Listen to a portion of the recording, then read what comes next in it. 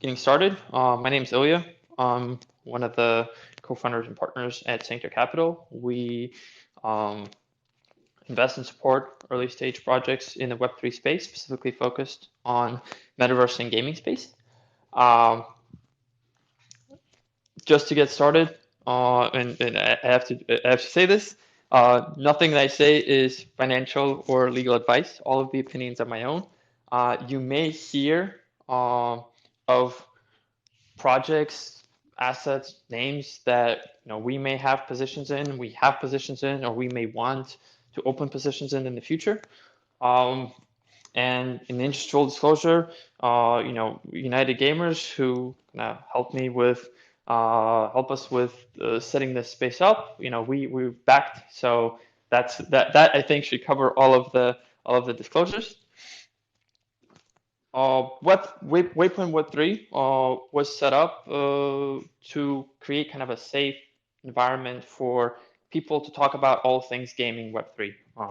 We've had a number of different conversations now, covering different genres, covering different aspects. And a few weeks ago, I decided it would be interesting to kind of take a look at different blockchain ecosystems that have formed around the Web3 space and kind of fostered an interesting gaming environment. So, previously, and you can kind of look at the past recordings if you're interested, we've talked about Polygon, we've talked about Solana, we've talked about Avalanche, and I thought it would be great to talk about Harmony. And so we have some really cool speakers here today to talk to you about Harmony's gaming ecosystem. I'll let the speakers introduce themselves. I'll just kind of call you up one by one. If you could, introduce yourself, say a few words about kind of how you got into the space and what you do, where you are, and what you do there. That would be great. Without kind of much further ado, let's get started. Samuel, you want to start this off?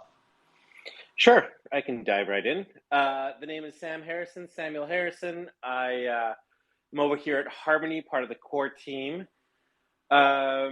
I don't know, there's nothing specific that I can really say about me and about Harmony. A lot of people, we've really been flashing in the news lately. Maybe not for the right reasons, but it's Harmony has, some of our claims to fame is we were the home of DeFi Kingdoms, which was the biggest crypto game there for a little while, Web3 game. But of course, we've had a little bit of a rough time. We recently had a bridge hack towards the tail end of June, and that has thrown the entire ecosystem a little bit into chaos. So my role here is part of ecosystem growth, and that means that I'm basically running around all of the time trying to help projects flourish, put out fires, and try and get the things moving on in the right direction. Unfortunately, the world is very decentralized, so that's very difficult. And I, of course, am not the final arbiter of all decisions, Harmony. And so, sometimes that requires a little bit of, going back and forth and trying to find the best solution for all parties. So that kind of covers me. Awesome. Thank you so much. And, I just want to say that, the space is being recorded. So if you miss any part of it, or if you want to share it after the fact, the space is recorded. So it'll be posted a few days later. And Crypto Arcade, do you want to go next and introduce yourself? Yeah, sure. Thanks. My name's Eric. I go by Pixel in the space. I actually came into the space as a live event videographer, and I kind of just started doing Google searches into Web3 and making digital art, and kind of just tumbled down the rabbit hole. And when I started to discover all the utility and everything that could be added through smart contracts, I started finding different ways that I could connect the live events that I've been doing to a virtual world. And now I've been building a crypto arcade metaverse that helps users connect to other projects and other games that are being built in the space across multiple chains, so that they can just easily discover things that normally they wouldn't check out just by constantly building on one chain or investing in one chain. They can just explore and see what other people are building and maybe get interested in investing in different projects on other chains as well. Cool. Do you want to say a few words about the arcade link so people know how to go about and get to it? Yeah, so if you go ahead and go to cryptoarcade.1/AMA, it'll bring you right to the room where I've got this all set up. And I'm just broadcasting the Twitter space right into the room that we normally hold AMAs. And there's a few arcade cabinets in there that you can go up to and play old school arcade games while you listen in. And you can interact with the chat or do spatial video and voice chat with other users in the room while you're listening. So it's just a way to be more interactive while you're listening in and have a little bit of fun. Awesome. Thank you. Thank you for setting that up. And African Beard, you want to introduce yourself?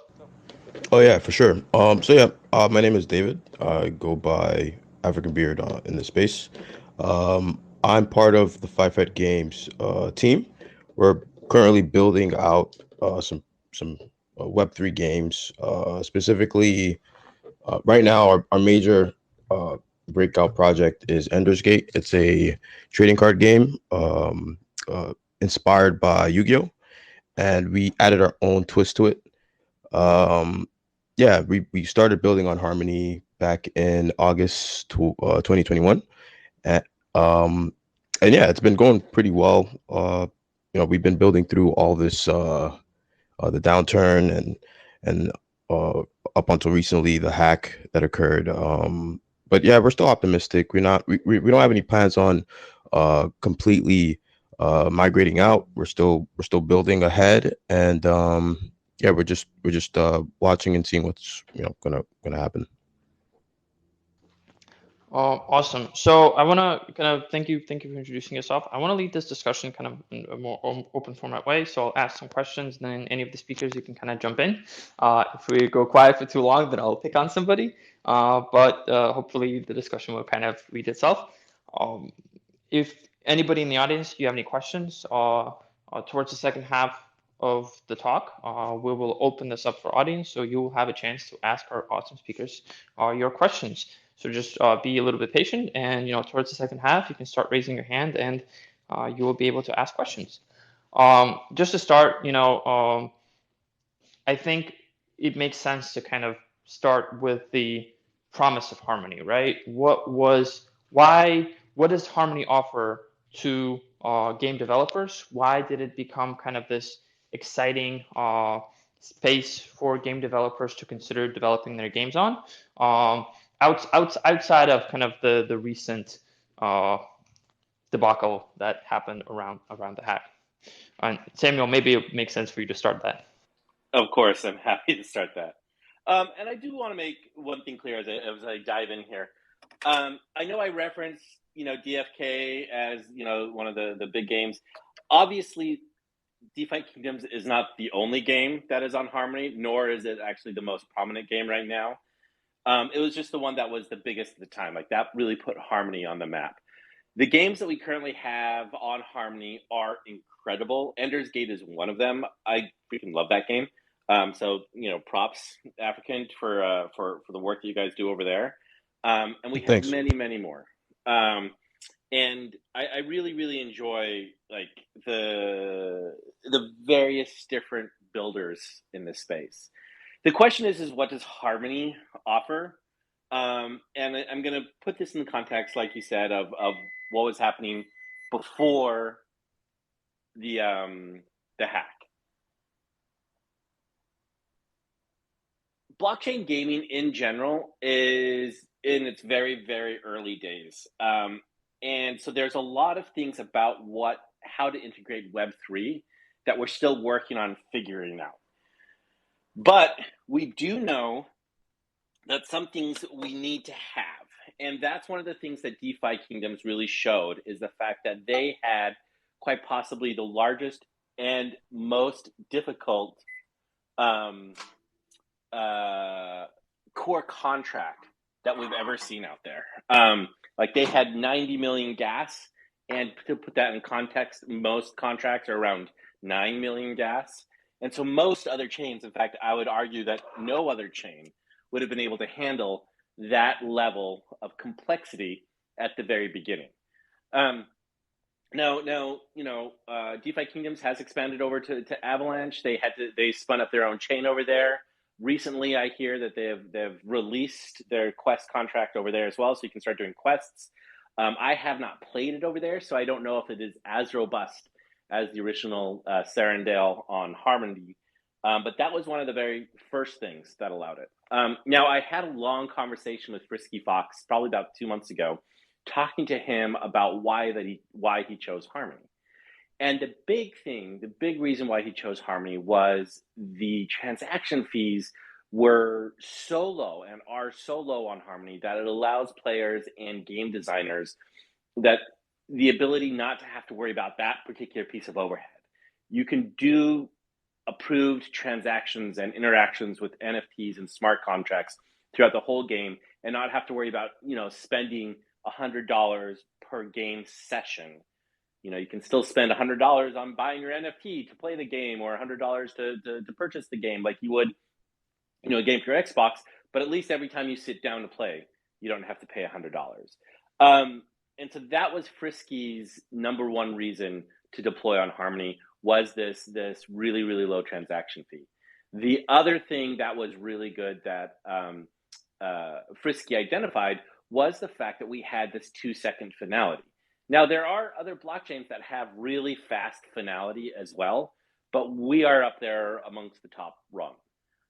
So thousands of transactions your standard, 3-piece answer, thousands of transactions per second, really, really low transaction fees, and 2-second finality are some of the basic reasons.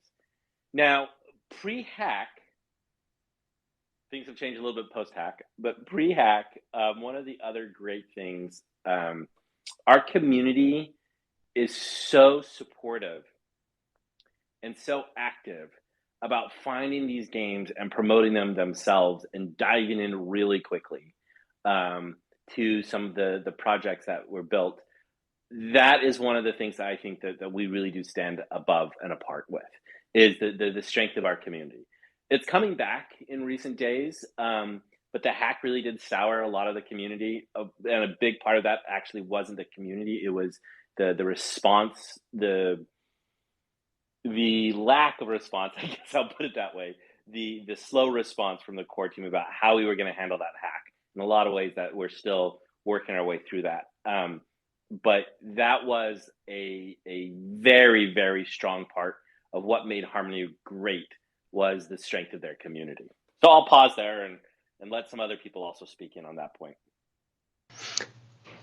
Yeah, it'd be great to hear from kind of the developer side of it. How did you find your way to Harmony? To go ahead and piggyback off of what Sam was saying, it's pretty much all the reasons that I joined Harmony. Just the speed and transaction costs made it much easier to build games on. And like a lot of what I'm doing is a lot of airdropped NFTs and rewards and just inventory NFTs that people will be collecting and transferring between each other constantly. So to do that on other chains like Ethereum, it's just really not doable. And to be able to just transfer things over and have to pay exorbitant fees, like even just for the prizes that I'd be airdropping, I would have to charge just large amounts to be able to cover the costs of those prizes in the end, and it just wouldn't be doable, and it would cut a lot of people out of the games that couldn't afford to play them. And I'm trying to build stuff and connect people to things that everybody can play and not just people with money can play. And of course, the community was a huge factor for me with trying to build a metaverse that was connecting different projects and getting people to interact with each other and like attend events. You wanted a community that actually was going to be showing up and not just people that were investing in projects to flip and make a quick buck. So Harmony's community was definitely a big thing that pulled me in and got me to start building there and just connecting with everyone and seeing what everyone else was building and plugging their projects in as well.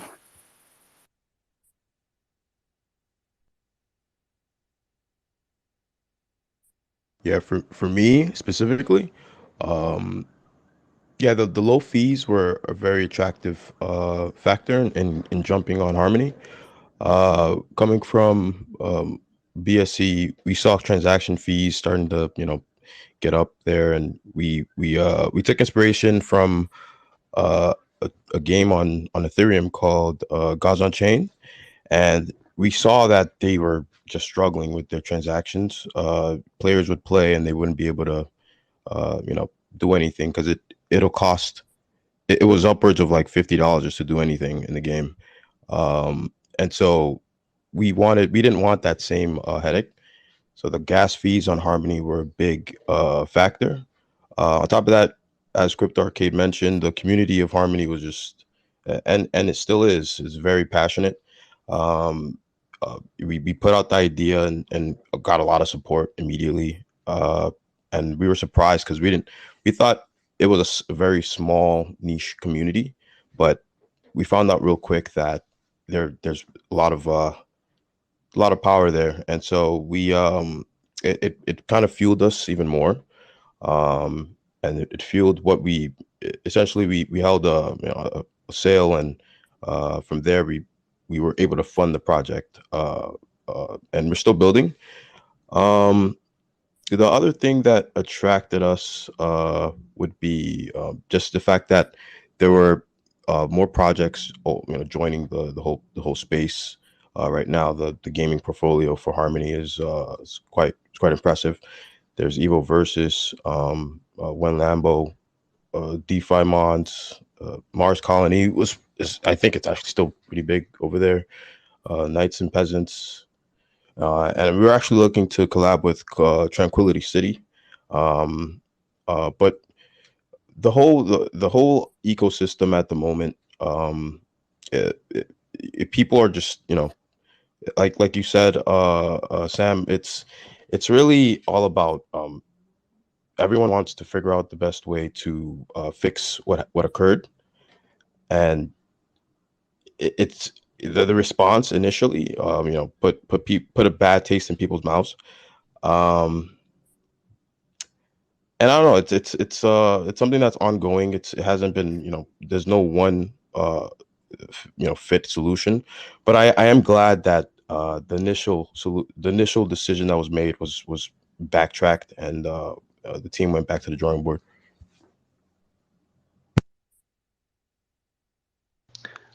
Thank You, you. Yeah, go ahead. you Go and ahead.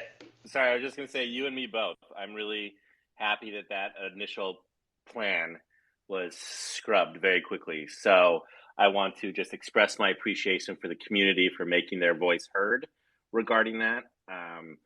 It was heard and it was responded to, and I really look forward to, you know, part of the reason why I know that this is not the point of this particular spaces, but I just want to mention part of the reason why the like some of the more recent updates have not been gone out yet is because we're collecting all of these programs and all of these ideas from the community. We have some really good ones tapped up, and we're really looking forward to sharing them. I think that there's going to be some information shared today. I think there's an AMA scheduled on Reddit later today.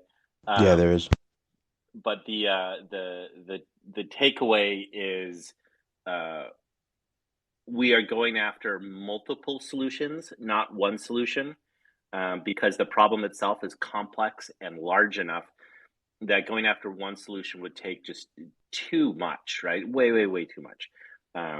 So I don't think any solution right now is perfect. I think everyone is going to have to take, no one's going to be 100% happy and excited about it, but I think that we will get there with the variety of different solutions that we can plug the holes, we can stop the bleeding, we can make people happy enough, and we can be able to keep building and keep moving forward, hopefully re-injecting the vitality that we had in the ecosystem, pre-hack, pre-incident. So my apologies for taking a little bit of a sidetrack there, but it's such the elephant in the room. I did not want to pretend that did not exist. Well, I think we just got a little bit of an announcement of an announcement, so that's good. Sorry. But I mean, I think it's great, and I think that anybody trying to kind of look at the Harmony gaming ecosystem is ultimately asking questions about the Harmony ecosystem as a whole. So I think it's great that we're kind of tackling those things head on. And continuing on with this, given everything that's happened, where is the ecosystem now, and what is that plan forward? I don't know how much you're everybody's willing to say given an AMA coming, but for Sam, where's it now? Where's it looking to go? For developers, where would you like it to go? What is your vision of like where the gaming ecosystem should be going? So, where is it now and where is it going? So the biggest challenge right now is the fact that the majority of not the majority, but a lot of the games that have existed on Harmony had a basis in some sort of decentralized finance, DeFi Kingdoms, several others. They were basically dexes wrapped up in some sort of game. And without a good bridge and without a reliable stable coin, it's really difficult to have decentralized finance. So those are just going to kind of persist for a little bit until those solutions become apparent about, okay, how do we re-enable stable coins? How do we re-enable bridges? And until that, those are just going to be stable. In the meantime, we're going to have actual playable games, things like Ender's Gate, and things like Evil Versus that will be much easier for people to use. Now, my goal lately has been to build up a pipeline of new games, and I have been working with several great developers and great developer shops to get some that are getting going. They are all kind of not paused. Their development is in good shape, but they don't want to launch into an ecosystem that is so tumultuous right now, right? So if some of them were to do an initial an NFT mint or a token sale or something like that, now is not the right time for that. And so they're kind of just waiting a little bit until there's at least a bit of stability. They're making good economic decisions from a business perspective. To wait until it's the right time, the right moment in the market to release their stuff. So we should be seeing, as long as our projections about the stability of Harmony coming back, we should be seeing really good stuff coming here in the next few months before the end of the year. For the developers, we have two wonderful projects that have built game SDKs that will be helpful to help people build. One project, the team over at Rocket Monsters, teaming with a project called Defungify, has built out a phenomenal game SDK pack. I don't know whether or not it's open source. I don't think it is because a lot of their stuff is very, very complicated. But Andrew over at Rocket Monsters has just been building like a beast. So proud of the work he's done. He's just doing absolutely amazing things. And he built a Unity SDK and an Unreal Engine SDK. He has integrated a whole lot of NFT minting and a lot of the other primitives that you need for a game. And so he has some great stuff. We are also working on the same sort of game SDK internally at Harmony. I'm not sure when that's going to be ready to be released. We have a whole lot of pieces that we're putting together on that, and of course there's the open question of, okay, for the Unity SDK and the Unreal Engine SDK, how does that work from a licensing model?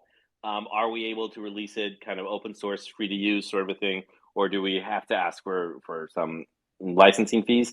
I'm not sure what the solution is to that yet, but the man's name is Leon, who's doing the development on that, and he is phenomenal. He's really good. And he's building some really amazing stuff. So we have those game SDKs that are coming and that will be coming soon. I don't know exactly when they'll be ready to launch, but they should be ready to launch within the next month or two. And so that should help everybody in the ecosystem build from the developer's perspective. The other thing that we are trying to focus on from a perspective of our pipeline and the direction that we're trying to go, like I said, a lot of the games historically have been, DeFi with a wrapper. We are trying to go, and let me put it this way: as much as we may have enjoyed Mars Colony and DeFi Kingdoms, raise of hands. I don't know if you guys are awake enough to do this, but raise of hands of the number of people who actually enjoyed playing them from the gameplay perspective. For me personally, it was a little bit not an enjoyable game. And I don't see a whole lot of hands being raised in the audience about the actual gameplay being fun. And that's what we're trying to fix. We want to go after people who are willing to build a game first that has a fun gameplay that is enjoyable, like, for example, Ender's Gate, that then includes blockchain as a back end piece, right? But it's gameplay first. You want to have good graphics, you want to have a great experience, and then add the blockchain. And so that's the direction that me and my team has been going, to find more and more games like that.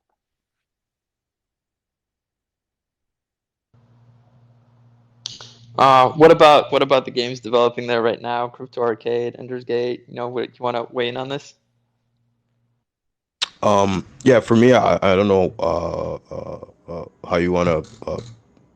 I guess crypto could take after me, but yeah, I also want to see games, developers focus on the fun game first, and then figure out how they can incorporate NFTs into it. For us, we did it by the trading cards themselves. So each card is an NFT, and from there we can, go deeper. But yeah, we also didn't really find the gameplay to be all that thrilling for certain games, but we understood the whole the appeal behind it. It's we can't ignore the finance part of it, right? So it's like we just wanted to come into space and just build something that we as consumers would see ourselves using. That also goes with some other things we're working on, like working on a top-down shooter that has Escape from Tarkov's vibes, but it's playable in browser. It's a bit of a side project we're doing, as well as some other things. But the partnerships we're also looking for are game related. Developers wanting to jump into the Web3 space, and they're just looking for a helping hand. That all goes back to what we initially said we wanted to do as an org. Once we formed Fivehead Games, we wanted to just be that helping hand for any developers jumping into the space for the first time. We've actually partnered up with a pretty cool original comic Arthur, and he wants to get into Web3, and so we're trying to do like a collab where we add his characters to the game, the trading card game, and basically, with smart contract tech, we could just have all royalties go towards him, or his endeavors, and it's going to be. We want to see more of that. We want to see more, people jumping into Web3 to make the space more, just consumer friendly. Make it super easy for development wise. We want the blockchain that the game is on to be like a second thought and really just about the game. Want players to just jump in, whichever blockchain they're using. They still have some sort of in, right. And finally, we also want to see the free to play side of things also hashed out. Be it fiat, people come in with a traditional payment method, and they have a front end that creates a wallet for them, maybe in the back end. Yeah, just seamless gameplay, and front end, just everything to be seamless. That'd be one thing I want to see happen more. Yeah, the fun games is definitely like front end for me as well. Like I'm trying to put together a lot of like events and esports tournaments and stuff within the metaverse. And with just pixelized dexes and everything, that wasn't really going to be happening. You needed actual fun games to play to start putting together those events. So I'm definitely looking forward to more games like that coming in. Rocket Monsters is doing great things right now as well. And I'm setting stuff up with them to be able to do playable tournaments that can be streamed through Twitch and just plug Twitch right into the spaces for people to hang out and play. So I'm definitely looking forward to that.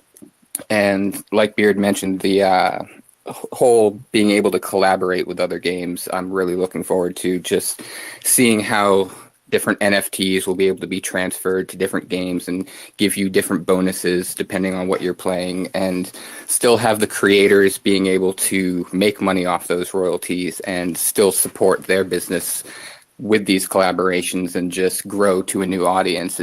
It's just opening up a lot of different avenues for indie creators to be able to really expand their business without having to just work on trying to make something that gets a bunch of players all at once and you just make the money off the sales in the beginning. You can actually keep a game going and keep it fun by just adding more and more over time. And yeah, it'll just be really fun to see how games can come together and collaborate and the different ideas that they'll be coming up with. Awesome. Thank you so much for that. Monty has been able to join us. Monty, do you want to say hi and introduce yourself? Yeah, sure. Sorry that I came in late. Hi, I'm Monty Sigmund. I've been in game industry for 36 years. I think I'm going to be a lifer. I guess a little bit on my history. I was the programmer on Madden football at EA, and then I joined Capcom to work on Street Fighters. That's where I switched to production track, and then I joined Accolade to work on Test Drive. Accolade was acquired by Infogrames, and then later they changed the name to Atari. After that, I started Zona, a first network middleware company in game industry, and that's really resonate with what we're doing, what we're talking about here, because from game industry's perspective, blockchain is network infrastructure. It's a secure way of storing secure information.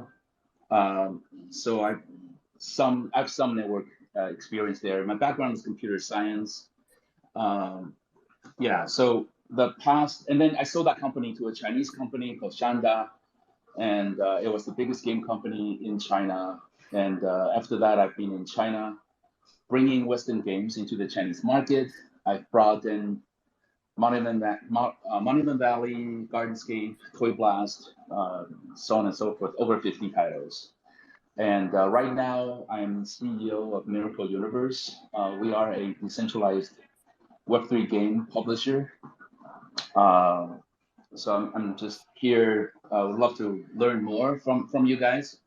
But I'm more interested in bringing blockchain technology into game space instead of the other way around, because I do believe fun and gameplay is number one. And you know, we have MMORPGs that's been live for 5 years, 10 years, and that's not easily achieved in the crypto space. I should say blockchain games, GameFi. And it's because in game industry, the gameplay has to be there. And so that we have retention, so we have ARPU, so so I like to approach free games from that direction. So it's kind of adding a new technology to successful gameplay instead of the other way around. Thanks. Awesome. Thank you for that. And for anybody in the audience, if you By the go way, ahead. sorry to jump in there. Monty's no slouch. I don't know if you guys caught that, but this is the guy. By the way, hey Monty, good to see you, man. Hey. This is the guy who with his team made Street Fighter. And so for those of you who are old enough like me to have actually played that, this is an OG. This is a legend in the game space. Yeah, I'm fanboying, but I gotta keep it professional.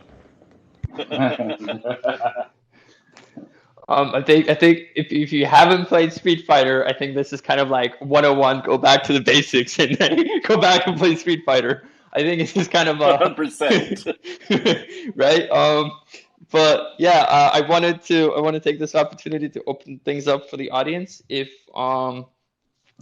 anybody has any questions for any of our speakers or just in general, just raise your hand. We'll call you up. You'll introduce yourself, and you'll be able to ask a question.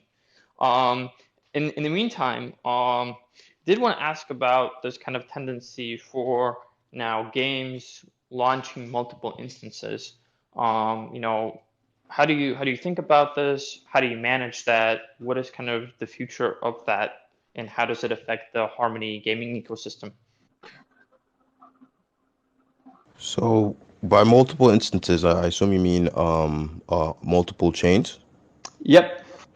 Oh yeah. So right now, uh, the main the main reason why we're trying to do that is just for the convenience of the players.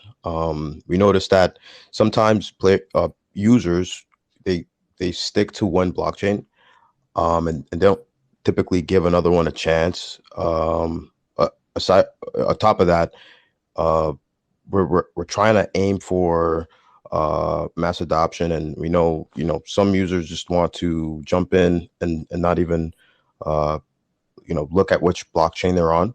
Um, so just having our assets or NFTs be able to transfer to any blockchain, as well as having them work for our the game. It's going to be extra work on our part, but uh, once it's all said and done, we think it's going to be something that makes users have that seamless experience I mentioned before. Um, I think it's a good thing for the blockchain because then let's say for us, right? If we once we establish that bridge, we're currently partnered with XP Network. They build bridges for NFTs. And we established that bridge for Polygon, right? That's gonna maybe introduce some players on Polygon to Harmony, and that may open a door to like other projects being discovered just through us, right? So it's like I think it's something that uh, it's gonna be more projects may head toward this route of just making sure that the product works across all chains. And who knows if anyone knows of a service that provides this aside from building it out manually like XP Network, uh, that'd be pretty cool to know. Can I jump in here with a little bit of a hot take from somebody representing Harmony?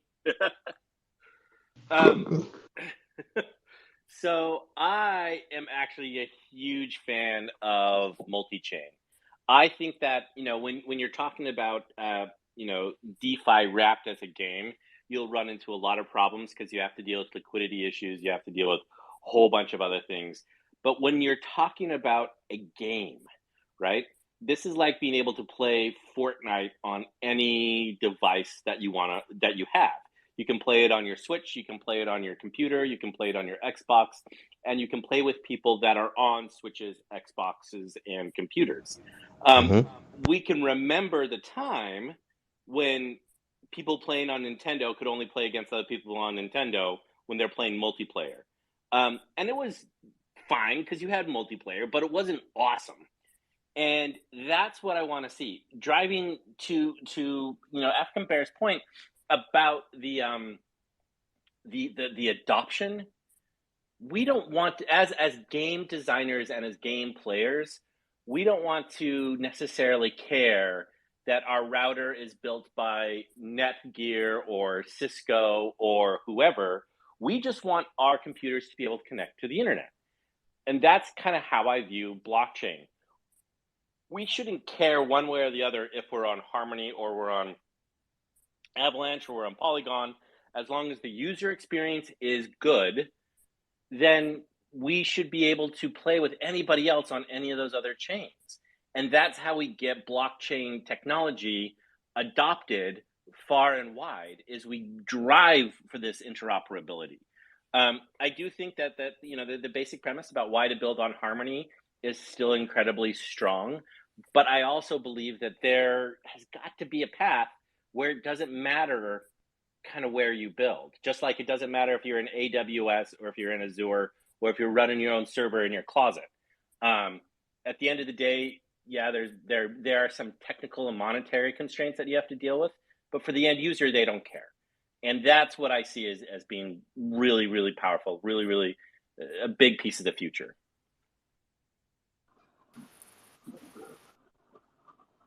I'm a big fan of Harmony. Last month I was in Silicon Valley, and my wife has my car, so I had to use my motorcycle. I drive to Harmony's office 3 days in a row. I really enjoy hanging out with them. I like their radical transparency, and they listen. They listen to old game developer like me. What are our requirements? I'm in full agreement with the seamless experience. I don't want gamers to leave the game and go to some NFT market or go to his wallet. I think everything should be built in. I don't even want players to hear the term NFT or they have to open their wallet, whatnot. I think we need to carry the heavy burden of making it transparent for the game players. I agree with that. When are you coming back, Monty? Oh, I don't know. I just spent 10 days in quarantine, and that really sucked. So I'll probably be here for a while, for 2 months before I leave China again. I'm in China right now. Yeah. Well, we enjoyed having you there. It was really great to be able to meet you and spend a lot of time with you. Anyway, sorry for yeah. But we Monty is great, and we loved having a conversation, and we continue to have a lot of conversations with Monty. We do try to be as transparent as possible, and that does it creates issues, as you can imagine. Some of the issues in the last couple of months were as a result of imprecise description of something we were trying to be transparent on, and that creates problems. But I think we'd rather err on the side of transparency rather than err on the side of secrecy in general. So thanks, Monty, for bringing that up. Yeah, right on.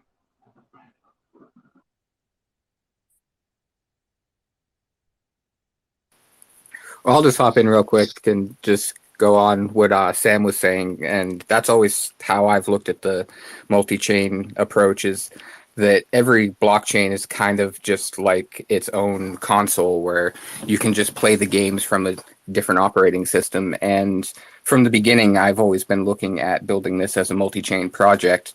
So I have my NFTs are crypto carts, which are just classic cartridge themed NFTs that each blockchain has a different style, so that it just connects users on that blockchain to the world. And just like with Ender's Gate, I have partnered with XP Network now to be able to bridge the cartridges from different blockchains over, so that NFTs that I have on, say, Tezos that's not EVM compatible, you can go ahead and bridge those over to Harmony to then be able to use those NFTs to, say, token gate parts of the world with the EVM compatible apps.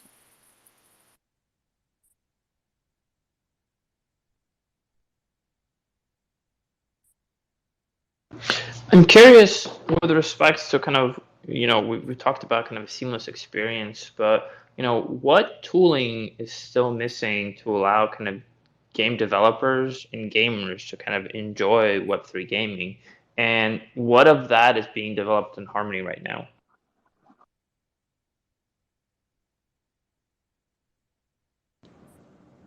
I would say one thing that I've noticed is that Harmony has dedicated a whole shard to gaming, so that's pretty cool. It, developers can expect to have a dedicated chain for their apps. One of the other things I'd flag is wallets. So the adoption curve for new people coming in, like setting up your MetaMask wallet or whichever wallet you have, tends to be a very, very harsh process.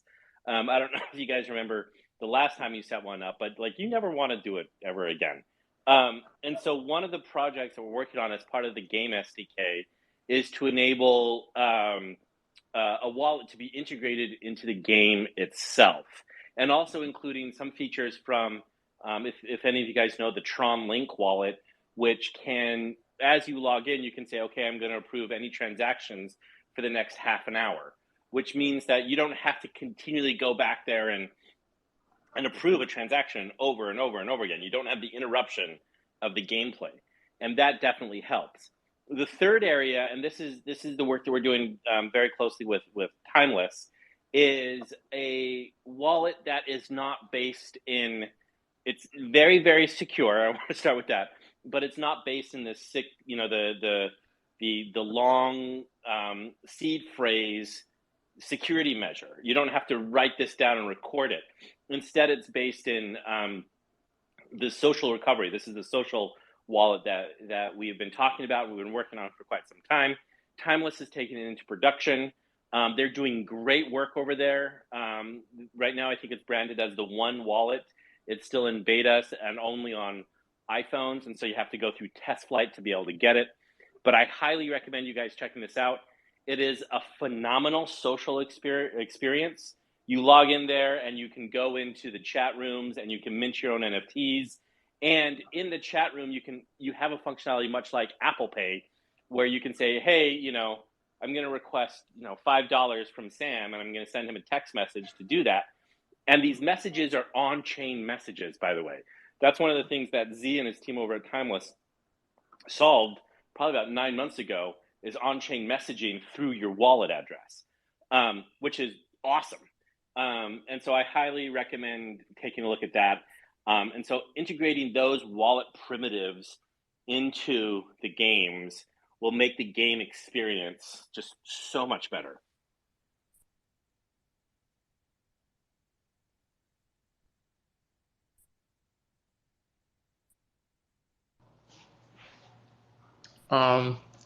As we're discussing this, I want to remind the audience, if anybody has any questions, you can just kind of raise your hand and we will invite you up and you'll be able to ask your question.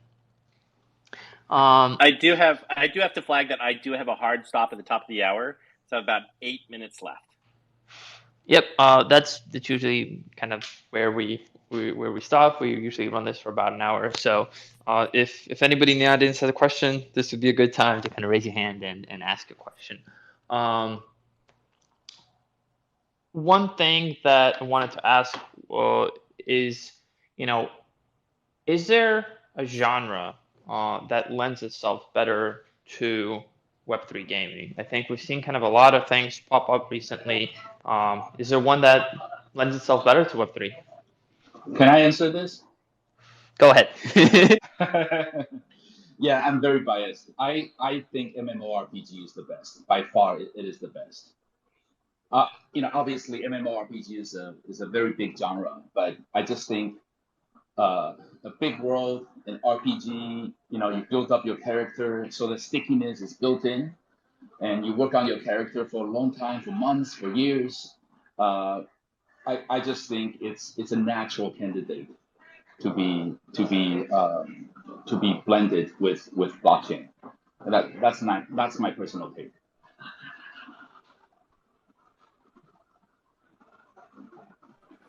I love Monty's take on this. I think that he has all of the ambition of an OG.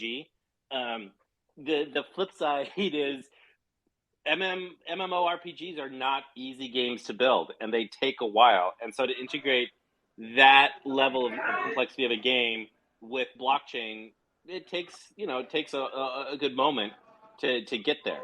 How long do you think it would take you to code an RPG or an MMORPG there, Monty?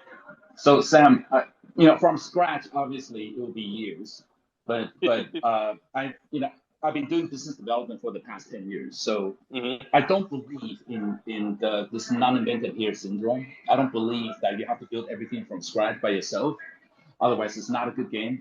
I don't believe that. I just don't believe that anymore. So I actually, I do believe in engaging Web2, successful and mature MMORPG, and adapt blockchain technology.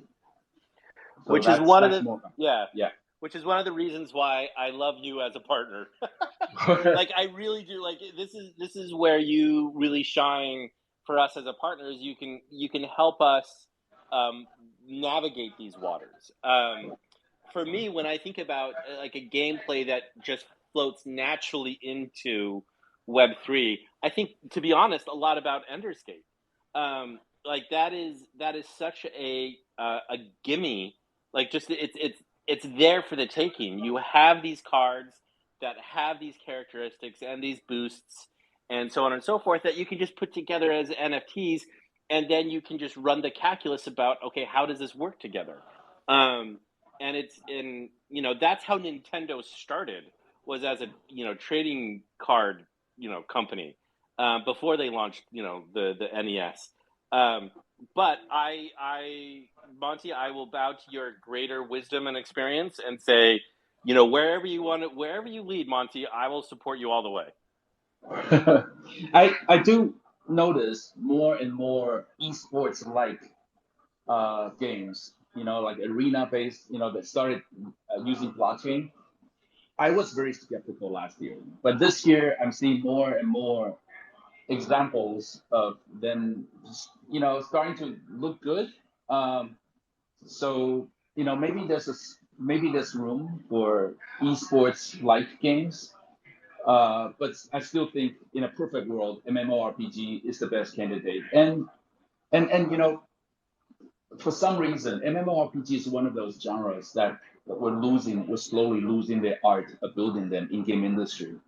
There used to be over 100 MMORPGs in game industries, let's say 15 years ago. And as you know, it's becoming harder and harder to build them, and the production cost is just insane. So we do have less games that's massive multiplayer. Um, So long story short, games are hard to build already, and you add an online component to it, and then you add persistent universe to it. It becomes a monumental task. Then you add blockchain to it. So I don't think it's reasonable to start it now, because it'll easily take you 3 years to make a game from scratch. Yeah. The other thing that I would say is I am focused, my guiding light is adoption. And I feel that casual games have a faster adoption curve than massive, the AAA studio games. So I'm also enthusiastic about the casual games, the things that you can sit down and play for 10 to 15 minutes, get a little bit of a dopamine hit, and then run off and take your kids to school, which is why I have to drop off here in about 10 minutes or about 5 minutes now, because that is in a lot of ways the great way of getting your teeth into the game and get exposure to this. This is one of the reasons why improving the wallet experience is such a vital piece of the pie, because I don't want to waste 3 minutes trying to set up your wallet or approving your transaction or whatever it is. I want you to spend as many of those 10 minutes that you have actually engaged in the gameplay. So I also really like casual games. So those are two of my areas. I'd love African Bear and Crypto Arcade to toss in as well. Real quick, I'd say collectible game, like games that have skins, the Fortnites of the world, the CS:GOs, also games that I'm a huge MMO player, or I used to be. Played a lot of WoW, played a lot of DC Universe Online. So that aspect of having crypto and Web3 attached would be would have been amazing at the time. And I'd say yeah, and trading card games, those are also another. That's my bias. But yeah, those would be the games I'd say, or the genres that would thrive with Web3. Yeah, another type of game that involves a lot of skins customization would be like skateboarding games, because most of those are just collecting boards, collecting different shirts and outfits for your character. And I think a lot of that, if you're like winning different tournaments to get like exclusive boards and stuff that can then be resold and everything, that would just be like bragging rights for stuff that you got in the game. So I think that would be another good one. But and then like kind of Sim City and Sims type things where you're actually building up your world, and then if it's attached to the blockchain where the things that you're putting in your space are things you actually own, it might give it a little more depth to those games. But I definitely think that the MMORPGs would still be at the top of the list, though. And with the cost of having to create those games, being able to plug the blockchain in with royalties that you just make microtransactions off of everything that's being sold in the game, it would just make it a lot easier to keep those games going and keep the servers running for a long period of time. I want to add one more thing. A lot of the blockchain games I've seen, I've observed in Web3, they're heavily PC focused. And I really think for this space to grow, to scale tremendously, we have to tap into the Web 2.0 game space. So we have to pay attention to consoles. We have to pay attention to mobile. Mobile game income is over 50% of the global game gross revenue now. So, while I'm marveled by Unreal, what Unreal can do, but it's still not a good 3D engine for mobile yet. So, I think we need to balance that. That takes us to the top of the hour, marvelously. So I wanted to thank the speakers for taking the time to share their thoughts with us. Thank everybody who tuned in. As I mentioned, we'll have a recording up of this conversation later on, so you'll be able to listen or share. And tune in next week. We will be continuing the mini-series and talking about the near gaming ecosystem. Again, thank you everybody who joined, and have a great rest of your day. Thank you all. Have a good one. Thanks, guys. Thank you.